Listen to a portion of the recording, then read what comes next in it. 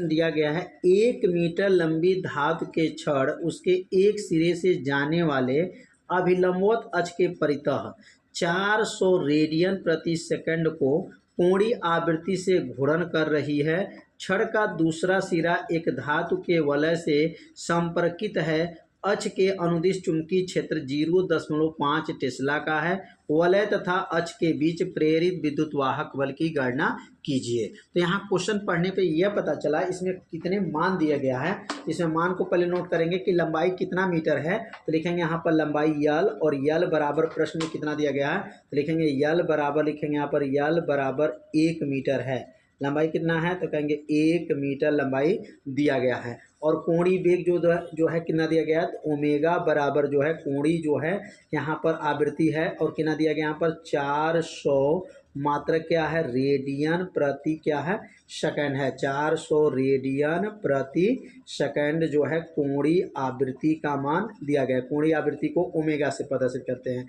दो मान खत्म हो गया। और यह चुंबकीय क्षेत्र कितना दिया गया है, तो B बराबर दिया गया है 0.5 टेस्ला दिया गया है। कितना मान हो गया यहाँ पर खत्म, 3 मान जो है खत्म हो गया। लंबाई, कोणीय वेग और B का मान मतलब चुंबकीय क्षेत्र। और किसका मान पूछा जा रहा है, यहाँ पर E का मान पूछा जा रहा है। E बराबर प्रश्नवाचक है। अब यहाँ E का सूत्र पता लगाएंगे कि E का सूत्र क्या होता है। तो E का जो है प्रेरित वैद्युत वाहक बल का सूत्र होता है, E बराबर सूत्र को लिखेंगे, E बराबर हो जाएगा 1/2। क्या सूत्र होता है, 1/2, और यहाँ जाएगा B ओमेगा यल का स्क्वायर। ये फार्मूला है, किसका सूत्र है, प्रेरित वैद्युत वाहक बल का सूत्र है। इसी में मान को क्या करेंगे, रख लेंगे। तो E बराबर क्या हो जाएगा, 1/2 उतर गया। B का मान क्या है, तो B का मान 0.5 है। ओमेगा का मान कितना है, तो 400 है। और लंबाई का मान क्या है, यल का मान क्या है, 1 है।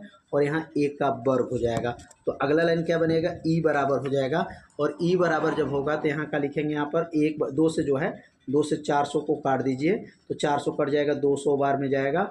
और यहाँ 200 बार जब जाएगा तो 0.5 गुणे 200 गुणे और 1 का वर्ग 1। अब इसमें गुणा कर लेंगे तो E बराबर कितना होगा, 5 दूनी 10, मतलब पूरा जो है गुणा करने पर 100 वोल्ट होगा। प्रेरित वैद्युत वाहक बल कितना हो जाएगा, 100 वोल्ट हो जाएगा। यही क्या हो जाएगा, इसका आंसर हो जाएगा। सवाल बहुत ही आसान दिया गया था, बस आपको समझना है कि किसका मान दिया गया है और इसका क्या फार्मूला होता है। फार्मूला आपको याद है तो क्वेश्चन बहुत ही आसान है, तो समझ में आ गया होगा कैसे इसको हल किया गया।